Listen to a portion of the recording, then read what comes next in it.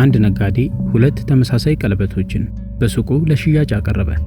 አንደኛውን ቀለበት በመሸጫ ጠረጴዛው ላይ እንዲታይ አድርጎ ጎላ ባሉ ፊደላት ዋጋውን ለጥፎ አስቀመጠው። ሌላኛውን ግን በትንሽ ሳጥን አድርጎ ከመስታወት ጀርባ አስቀመጠው። ቀኑን ሙሉ ገዢዎች በሱቁ ሲያልፉና ሲመላለሱ አሉ። ነገር ግን ሁሉም ከመስታወት ጀርባ በሳጥን ስላለው ቀለበት እንጂ ፊት ለፊት ስለተቀመጠው ቀለበት አልጠየቁም ነበር። ነጋዴውም ይህንን ለምን እንዳደረገ ሲጠየቅ ምላሹ እንዲህ የሚል ነበር። ሰዎች በቀላሉ ሊያገኙት የሚችሉትን ነገር በቀላሉ ይመዝኑታል፣ የተከለከሉትን ነገር ደግሞ በምናባቸው ይስሉታል ነበር ያለው። የሰዎች ምኞት ምክንያት ላይ የተመሰረተ አይደለም። ሮበርት ግሪን ይህንን ሕግ የሚያወራበትን ምዕራፍ የሚጀምረው አንድን አደገኛ የተሳሳተ አመለካከት በማፈራረስ ነው። ሰዎች ሁልጊዜም የሚፈልጉት ለነሱ በጣም የተሻለውን ነው የሚለውን አመለካከት የተሳሳተ እንደሆነ ይነግረናል። ሰዎች የሚፈልጉት በቀላሉ ሊደርሱበት የማይችሉትን ነው። በዛሬው ዝግጅታችን ይህንን ነጥብ ከሚያነሳልን The Laws of Human Nature ከተሰኘው መጽሐፍ አምስተኛውን ሕግ እናያለን። የመጎምጀት ሕግ። መጎምጀት ስንል ነገሮችን የራስ ለማድረግ መመኘትን ለመግለጽ ታሳቢ አድርገን ሲሆን ይህ ምኞት ጥልቀት ያለው ስነልቦናዊ ግፊት ነው። እኛ የሌለን ነገር ሰዎች ይዘውትና አድርገውት ዋጋ ሰጥተውትም ስንመለከት እኛም እንዲኖረን የመመኘት ስሜት ነው። ግሪን እንዲህ ያለው ምኞት ምክንያታዊ ቢሆንም ቅሉ ተጨባጭ ወይም ኦብጀክቲቭ እንዳልሆነ ይገልጻል። ነገሮችን በነጠላነታቸው አንፈልጋቸውም። የምንፈልጋቸው በአውዳቸው ከነሱ ጋር ባለን ርቀት የማይገኙ በመሆናቸውና በንጽጽር ምክንያት ነው። በነፃ የሚሰጡ ነገሮች ኃይላቸውን ያጣሉ። ነፃ መሆናቸው ሲያበቃ ግን ወደ እነሱ የሚሄደው ግፊት ይጨምራል። ምኞት የሚነሳው ከማጣት ነው።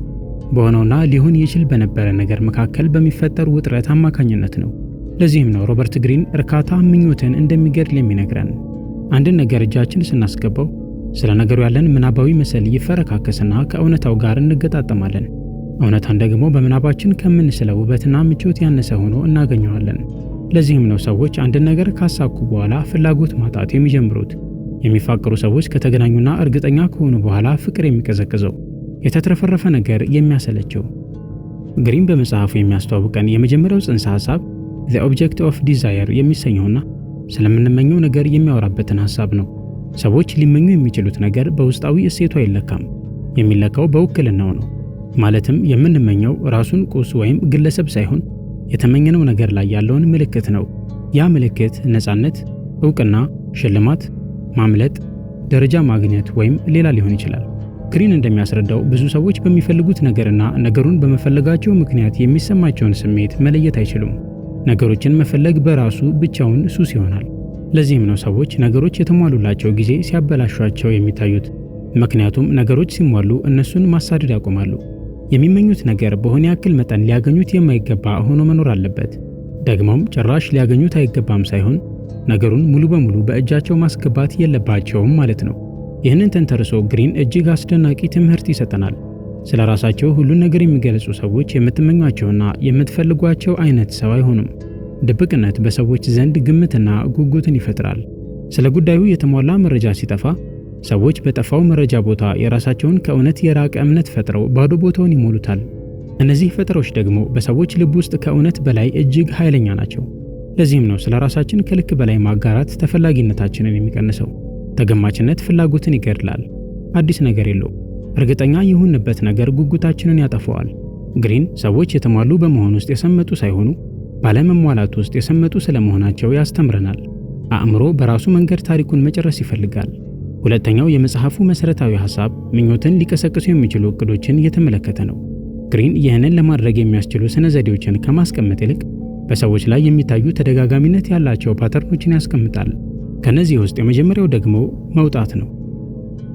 ራሳችሁን በአካላችሁ በስሜታችሁና በስነ ልቦናችሁ ስታገሉና ስታወጡ ክፍተት ትፈጥራላችሁ። ያ ክፍተት ደግሞ የሚፈጥረው ጫና ወይም ውጥረት አለ። ጫናው መፈጠሩ ደግሞ ሰዎችን ትኩረት እንዲያደርጉ ያስገድዳቸዋል። ለዚህም ነው ሰዎች ከአጠገባችን ሲርቁ የምንናፍቃቸው።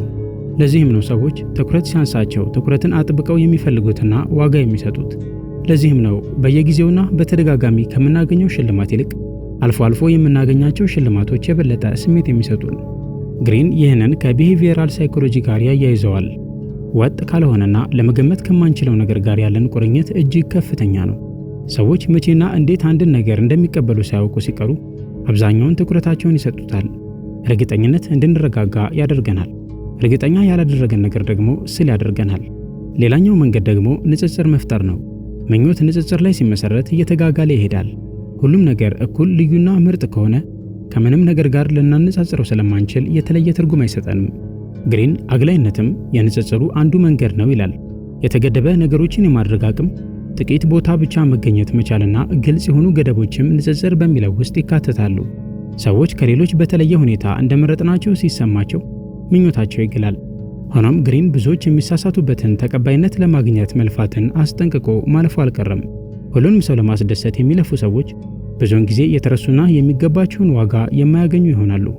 ምክንያቱም ሊኖር የሚገባን ርቀት ያፈርሳሉ። መከሰት የሚገባውን ውጥረት እንዳይፈጠር ያስወግዱታል። ምኞት እንዲፈጠር የሚያስፈልጉ ግዴታ ነገሮችን ያባረራሉ። ሌላኛው ግሪን የሚያነሳው አስፈላጊ መንገድ ምኞትን ከማሳደድ ይልቅ ማስተጋባት ወይም መመሳሰል ነው። ሰዎች መፈለግ እንዲሰማቸው ይፈልጋሉ። ፍላጎት ማሳየትም ከሁለቱ ወገን የተነሳሳ ሊሆን ይገባል። ለዚህም ነው ይህ ፍላጎትን የማሳየት ተግባር ተስፋ ላለመቁረጥ በሚደረግ ጥረት ውስጥ የሚካሄድ ከሆነ መቀልበሱ እንደማይቀር ግሪን የሚነግረን። ምክንያቱም ይህ ለሰዎች የሚናገረው የወረደ እሴት እንዳለን፣ ውስጣችን ባዶ እንደሆነና ሌላ አማራጭ ስላጣን የምናደርገው እንደሆነ ነው። ምኞት አንድን ነገር ለመሙላትና ለማሳካት የሚደረግ ሂደት እንጂ ስላጣን ስለሚያስፈልገን ወይም አማራጭ ስለሌለን የሚሰማን አይደለም። ለዚህም ነው ራስን መቻል ለሰዎች ማራኪ የሚሆነው። ሌሎች ሰዎችን አላስፈላጊ ስለሚያደርግ ሳይሆን ለሌሎች በሰውየው ራስን የመቻል ሂደት ውስጥ ተሳታፊ የመሆንን ግዴታ ስለሚቀርፍላቸው ነው። ግሪን በዚህ ርዕስ ስር ትሪያንጉላር ዲዛየር የሚባልን ሐሳብም ያነሳል። ሰዎች እንደሚፈልጉት የምናስበውን ነገር መፈለግን የሚያሳይ ጽንሰ ሐሳብ ነው። ሁላችንም ከማህበረሰባችን የትክክለኛነት ማረጋገጫ ካገኙ ነገሮች የምንወስዳቸው ፍንጮች አሉን። አንድ ቁስ በሰዎች ዘንድ በጣም ተፈላጊ እንደሆነ ስንመለከት እኛም እንፈልገዋለን።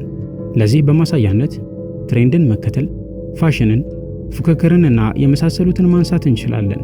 ብዙውን ጊዜ ሰዎች በጋራ አንድን ሰው፣ አንድን የሥራ ቦታ ደረጃ ወይም ሌላን ነገር ሲፈልጉ የሚስተዋሉት በነገሩ ጥራትና ብቃት አማካኝነት ሳይሆን በአካባቢው ያለው የውድድር መንፈስ ኢጓቸውን ስለሚቀሰቅሰው ነው። ሆኖም ግን ግሪን በጥንቃቄ የሚያነሳልን ነጥብ ይህ የኢጎ ግፊት አላፊ መሆኑን ነው። ይህ ትሪያንጉላር ዲዛየር መማረካችንንና መፈለጋችንን የሚያጋግል ቢሆንም ነገር ግን ምቀኝነትንና ጠላትነትንም በዛው ልክ እንደሚያጋግል ጸሐፊው ይነግረናል። ሰዎችን ተገቢ ባልሆነ መንገድ ስታስተናግዷቸው ለእናንተ የነበራቸውን እምነት ያፈርስባቸዋል። ድብቅነት ባለው መንገድ ስታስተናግዷቸው ግን ለእናንተ የሚሰጧቸው ዋጋ እየጎላ ይሄዳል። ሌላኛው ግሪን የሚያሳየን መንገድ አይጨበጤ መሆን ነው። አይጨበጤ ስንል በመደባበቅና ራስን በመሸፋፈን ሳይሆን የሚቆጣጠሩት ተደራሽነት መኖር ለማለት ነው። በተገቢው ቦታ ተገኝታችሁ ሊሆን ይችላል፣ ነገር ግን ስለናንተ ሁሉም ነገር በዝርዝር አይታወቅም። ከሰዎች ጋር መልካም ግንኙነት ሊኖራችሁ ይችላል፣ ነገር ግን በእነሱ ቁጥጥር ስር አይደላችሁም። ሞቅ ያለ ባህሪ ሊኖራችሁ ይችላል፣ ራሳችሁን ግን አጋልጣችሁ አትሰጡም። እዚህ ጋር ሮበርት ግሪን በማስመሰል የውሸት ራሳቸውን ክፍት የሚያደርጉ ሰዎችን ለንጽጽር ያቀርባል። ዘወትር ስለ ራሳቸው የሚያብራሩ ሰዎች በእያንዳንዱ ማብራሪያቸው የሚዘጉት አንድ በር አለ። ዝምታ ግን በሩን ክፍት አድርጎ ይተወዋል። ለዚህም ነው ጸሐፊው ግሪን ጊዜን መጠበቅ ላይ አጽንዖት የሚሰጠው። ምኞት የራሱ የሆነ የተጠበቀ ምት አለው። እንደ መቅረብና መራቅ፣ መግለጥና መሸፈን፣ መቀጠልና ማቆም አይነት። እነዚያ ቀጥ ባለ መንገድ ላይ የሚጓዙ ሰዎች ተገማች ናቸው። ተገማችነት ደግሞ ስበት የሚፈጥረውን ማግኔት ያወድመዋል።